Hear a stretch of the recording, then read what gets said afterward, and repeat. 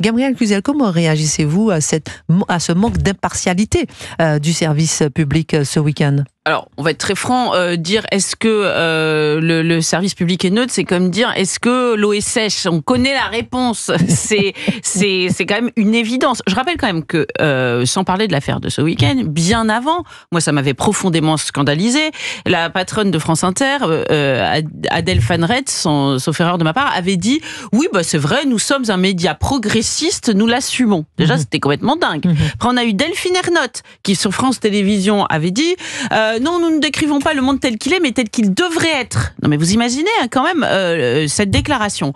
Donc, le vrai sujet, c'est que c'est évidemment avec l'argent de nos impôts que cette manipulation politique est faite. Oui. Moi, ils feraient ça avec leur propre argent, j'ai envie de dire grand bien leur face, mais là, c'est avec nos impôts et en arguant, en exhibant d'une supposée neutralité. C'est évidemment complètement fou. Et moi, je suis très frappée par l'espèce de contre-feu. Ils disent la neutralité. Oui, et ils continuent à dire mais nous sommes neutres, nous sommes neutres. Quand je vois les accusations dont fait l'objet CNews, mais la vraie pluralité, elle est à CNews. Oui, voilà, on dit que c'est une chaîne d'opinion, alors que la chaîne d'opinion, elle vient et vous savez quelle est la différence majeure ? C'est que ils disent il n'y a pas assez de gauche à CNews. Bah, s'il n'y a pas assez de gauche, si certaines personnalités de gauche ne viennent pas, c'est parce qu'elles veulent pas venir. S'il n'y a pas certaines personnalités de droite à France Inter, c'est parce qu'elles ne sont pas invitées. Vous conviendrez que c'est quand même une différence majeure. Et là, je vois le contre-feu qui est allumé. On accuse l'incorrect, on parle de méthodes interdites, pardon, mais c'est exactement les méthodes qui ont été utilisées par tous ces médias pendant des années. À ce moment-là, il est justifié. Quand Mediapart utilise ces méthodes, tout le monde trouve ça super. On a Abdel en ligne, on a Baptiste qu'on aura dans quelques instants. Et juste, Éric Tegner, l'ARCOM, par exemple, l'ancien CSA, déclare veiller au respect de ce pluralisme ainsi qu'à l'indépendance et à l'impartialité du service public, notamment en période électorale. Moi, il y a une question que je me pose en commentant ancien membre du CSA. Pourquoi il n'y a pas plus de personnalités, comme Sébastien Chenu, qui l'a déclaré ce matin sur CNews et Europe 1, qui saisissent l'ARCOM pour ce manque d'impartialité? Parce que l'on constate, comme disait Gabriel Cluzel, depuis des années, on le voit, mais qui saisit l'ARCOM? En revanche, pour saisir l'ARCOM, pour d'autres sujets comme contre CNews, ils sont légion. Mais parce que l'ARCOM aujourd'hui n'a qu'une mission, c'est d'être un organe qui défend systématiquement la gauche. C'est-à-dire qu'aujourd'hui, effectivement... Mais est-ce que c'est parce qu'ils ne sont pas que saisis par la gauche ? Alors, il faudrait beaucoup plus les saisir, mais à un moment, les gens, ils sont démoralisés. Démoralisés de passer leur temps à saisir face à ce type de séquence sur France Inter ou encore sur France Télévisions, et qu'il ne se passe rien, parce qu'ils voient à quel point ils s'en sortent à chaque fois. Patrick Cohen, aujourd'hui, c'est le Tartuffe des temps modernes. Il passe son temps à aller sur les plateaux de télévision et à aller essayer d'expliquer que c'est un homme finalement qui lui est un journaliste, par exemple, contrairement à vous, Christine Kelly, que lui il serait neutre, etc. Et cette fois-ci, il est pris la main dans le sac, la main dans le pot de confiture, et ça va le suivre, je l'espère, comme le scotch du capitaine Haddock, jusqu'au bout. Parce que rappelez-vous dans le même temps comment Jean-François Aquili, le journaliste sur Radio France, ça avait fuité comme quoi il avait rencontré Jordan Bardella pour peut-être écrire un livre, ce qui est un métier de journaliste. Il s'est fait licencier. Patrick Cohen, ce matin, il était sur France Inter. Merci beaucoup, Éric Tegner. Abdel, merci infiniment pour votre appel et votre clairvoyance. Et je rappelle quand même, avant de marquer une pause, que silence radio quand même sur cette impartialité du service public. TF1, hier, rien. France 2, hier, rien. M6, hier, rien sur Patrick Cohen. France 3, qui a ouvert avec la vidéo polémique d'un policier qui gifle un délinquant et qui dit qu'ils ont été piégés par les journalistes d'Incorrect. Mais ce qui est étonnant, c'est qu'il y a une sorte de chape de plomb sur tous les médias pour ne pas parler des vrais sujets qui fâchent. Alors Baptiste, vous êtes en ligne avec nous et vous dites que vous êtes adhérent LR. Que pensez-vous, mon cher Baptiste, bonjour, de cet audiovisuel public? Question, est-il neutre selon vous après ce qui s'est passé ce week-end? Alors, bonjour, merci déjà de m'écouter. Un plaisir, Baptiste. Le service public n'est pas neutre depuis quelques années. Alors, je suis adhérent LR, je suis délégué de circonscription dans la Nièvre, et j'en ai marre de voir à chaque fois l'audiovisuel public taper sur le parti des Républicains, sur les candidats des Républicains. Mmh. Et là, pour une fois, on a enfin la preuve que leur combat, c'est de mener la gauche au pouvoir. C'est ça. Et de taper sur les partis de droite. Et je pense que les Français en ont un ras-le-bol total. Et il faut absolument qu'on applique cette neutralité-là. Et j'ai envie de dire, est-ce qu'on avait besoin de cette preuve? En plus, on a cette preuve sous les yeux. Qu'est-ce que ça va changer? On va voir dans un instant. J'aimerais vous faire écouter, mon cher Baptiste, dans le prolongement de votre réaction, les propos de Sébastien Chenu, qui était sur Europe 1 ce matin et qui disait qu'il fallait aller plus loin.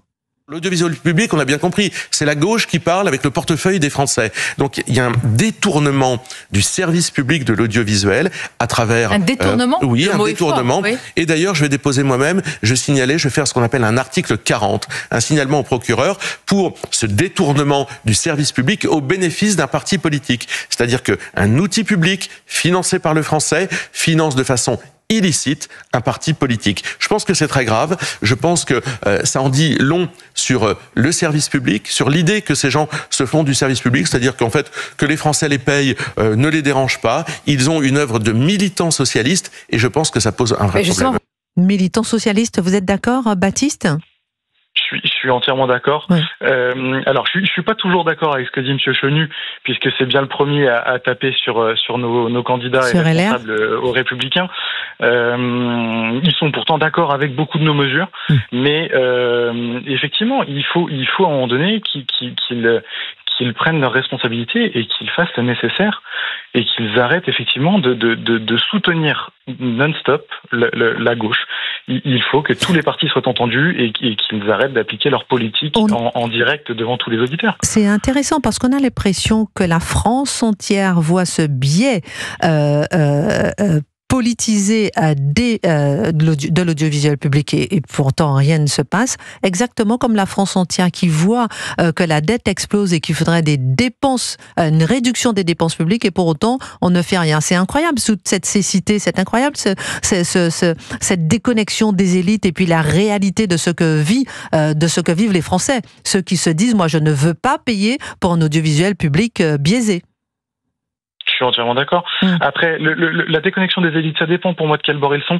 Il y a un bord qui est bien déconnecté, qui promet d'augmenter les dépenses publiques pour nous aider. Je pense à LFI, le PS. Le PS aussi. Moi, j'ai peur des électeurs d'LFI qui n'arrivent pas à ouvrir les yeux sur leurs responsables et sur les dégâts que pourrait causer LFI demain s'ils étaient au pouvoir. On va écouter François Bayrou.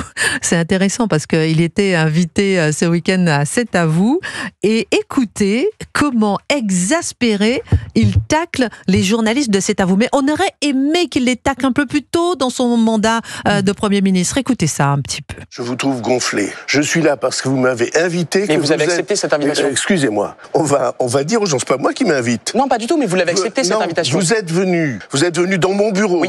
Pour me expliquer qu'il fallait que je vienne, que c'était une émission où vous aviez envie et besoin de me rencontrer. Et vous dites maintenant pourquoi vous êtes là. Non, mais... Alors moi j'ai l'impression, Baptiste, que François Bayrou il se lâche là, il dit en fait ce qu'il pense et ce qu'il aurait dû dire peut-être plus tôt face aux journalistes du service public, non ?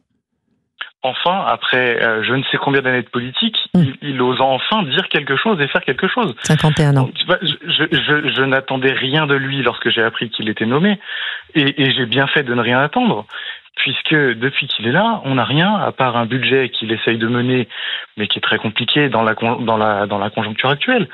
Mais enfin, il ose dire que voilà, il se lâche. Vous avez raison. Voilà, il se lâche. Merci beaucoup, Baptiste, pour votre appel. 28 ans, vous nous appelez de la Nièvre. On va prendre Michel. Michel, vous nous appelez de la Vendée. On aime la Vendée. Quelle est votre réaction par rapport à ce dérapage grave de l'audiovisuel public face aux propos qui ont été tenus à propos de Rachida Dati? Écoutez, pour faire un point dès le départ comme ça, je peux vous dire une chose, c'est que moi déjà, Monsieur Cohen, je m'étais mis en retrait, c'est carrément du boycott. Je l'ai fait après l'histoire de Crépol. Oui, parce que je ne sais pas si vous vous souvenez, mais quand même M. Cohen avait osé dire, et là moi j'en suis tombée de ma chaise, il a osé dire que les agresseurs du jeune Thomas, en fin de compte, c'était qu'une bande de jeunes qui voulaient draguer des filles dans un bal. Oui, draguer des filles avec un couteau, ça va beaucoup plus vite pour draguer des filles, ça c'est sûr. Enfin bon, moi j'avais été outrée, donc ce que j'ai fait... Et Éric Tegner rappelle que l'ARCOM lui a fait un rappel à l'ordre. Ouais. Comment ? Éric Tegner nous rappelle que l'ARCOM lui a fait un rappel à l'ordre après ses propos, effectivement. Mais c'est pour vous expliquer ma prise de position, parce que je suis quand même, disons que je suis de gauche, enfin avec beaucoup de questionnements, parce que là je sais plus où j'en suis, et donc pour ce qui concerne Monsieur Cohen, je m'étais déjà fait mon idée sur le personnage, et moi ce qui m'effraie, c'est que ce genre de personnes qui se dit journalistes, parce qu'ils ne le sont plus.